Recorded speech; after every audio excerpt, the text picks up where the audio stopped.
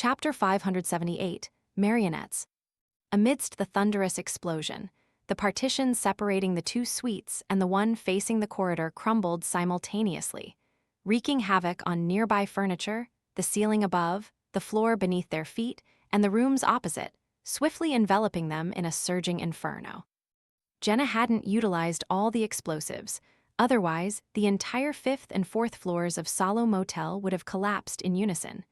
Nevertheless, a section of the roof gave way, and the floor was strewn in chaos. The epicenter of the blast unveiled the room below. As the walls of the adjacent rooms succumbed to the onslaught, the bricks and wood propelled by the shockwave slammed into Georgia, causing her back to buckle and her head to split open, unleashing a flow of vivid red blood. Lugano snapped out of his intermittent thoughts and bodily stiffness, regaining his composure. Subsequently, he experienced searing pain as the violent shockwave, mixed with flames and debris, hurled him through the air.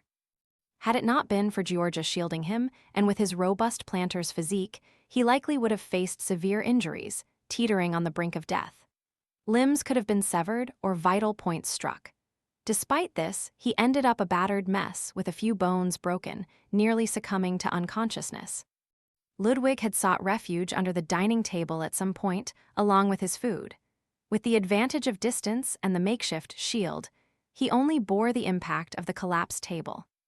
Simultaneously, Jenna and Anthony burst out of the master bedroom washroom in their suite, their gazes fixed on the adjacent rooms where walls had crumbled, filling the air with swirling dust. They vaguely discerned a figure. The figure, bearing a striking resemblance to Rubio Paco, stood beside the upturned recliner. Low-key, Jenna wasted no time. She condensed a dark, illusory flame and sent it hurtling towards her target. Behind her, Anthony Reed's eyes took on a golden tint, pupils dilating. He was poised to lock onto Loki, ready to unleash frenzy, a technique that would plunge Loki into an emotionally and psychologically triggered state, rendering him incapable of rational thought and effective response. Just as Anthony and Jenna prepared to strike, their vision darkened and Loki vanished.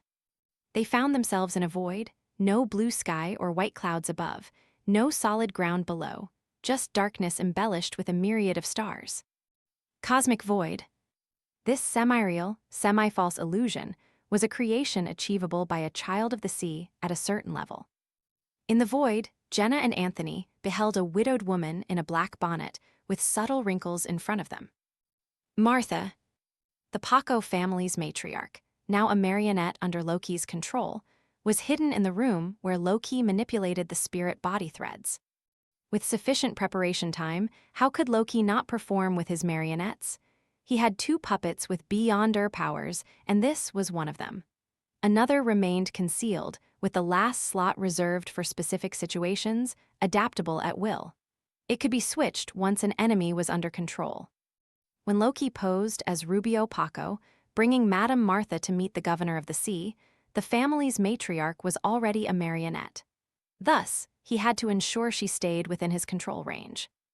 Lugano discerned Madame Martha's severe injuries primarily because a marionette was essentially comparable to a lifeless entity. A marionette's manipulation of her spirit body threads allowed her to execute various actions, mimicking living characteristics. To a Sequence 8 doctor, this appeared as grave injuries. Had Lumion not infrequently observed others' luck without forming a habit, he would have realized that Madame Martha's fate was off. It was eerily still, resembling death.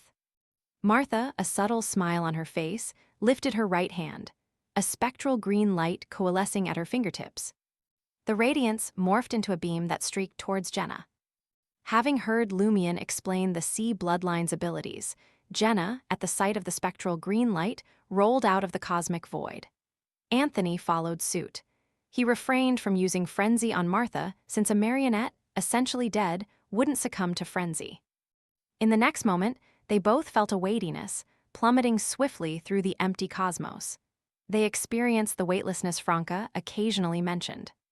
In the blink of an eye, Jenna and Anthony landed on the ground and steadied themselves, yet Martha was nowhere to be seen. The empty cosmos was shattering inch by inch. They were still in Salo Motel, but they had descended from the 5th floor to the 4th. This was because the mid to low-level cosmic void resembled more of an illusion. There would be a barrier akin to a wall of spirituality around them. After falling into it, their bodies remained in reality. As they rolled and dodged, Martha nudged them forcefully with her formless power, causing them to plunge into the floor cavity created by the explosives. Jenna didn't hesitate. She sprinted up the wall, seized a crack, and flipped back to the 5th floor where the explosion had occurred. She saw Lugano tending to his injuries, and Loki and Madame Martha were absent from the room diagonally opposite.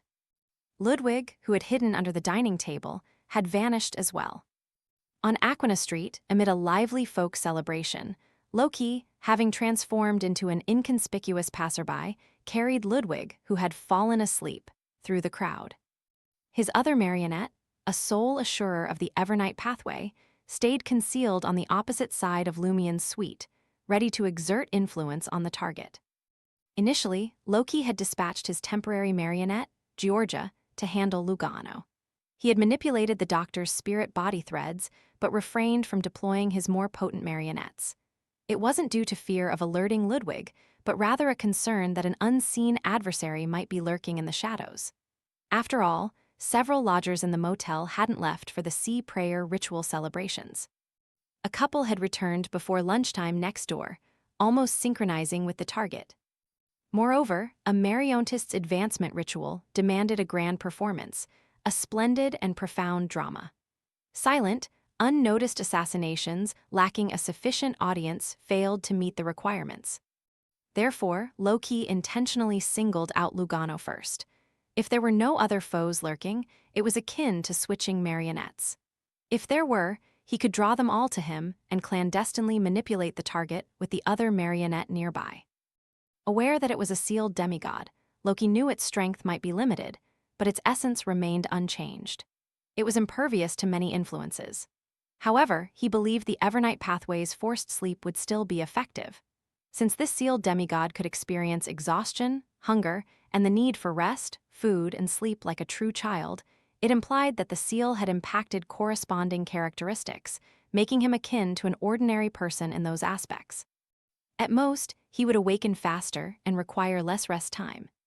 A few seconds would be ample time for Loki to relocate and conceal himself with the target before attempting to manipulate the other party's spirit body threads.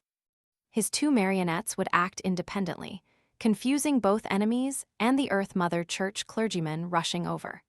They would lead them on a chase spanning about 100 to 200 meters, completing the corresponding performance.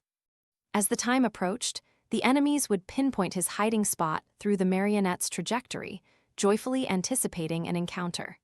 However, what awaited them would be a demigod-level marionette, leading to a terrifying and grim outcome. Under the watchful eyes of the surrounding citizens, the magnificent play would conclude. Loki could consume the potion and ascend to Sequence 4, becoming a bizarro sorcerer. On the betrothal ship, within Lotto Gyro's cosmic void. This was fundamentally different from lower middle-level abilities. It was both an illusory realm and an alternate space that could cause people to lose themselves and become abnormally fragile. It was akin to the bottle of fiction augmented with hallucinations.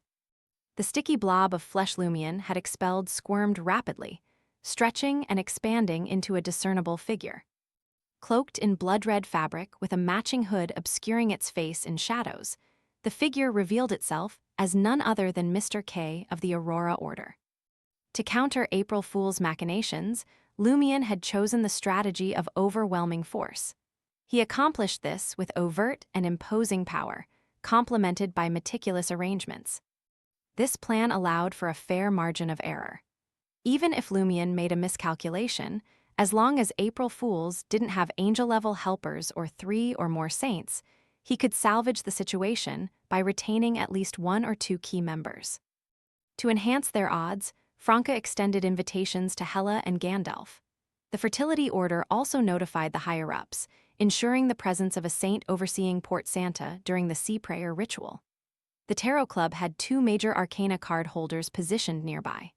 When April Fool's key members felt secure, Madame Magician, the Angel of Stars, would cross a long distance and descend as they prepared to depart.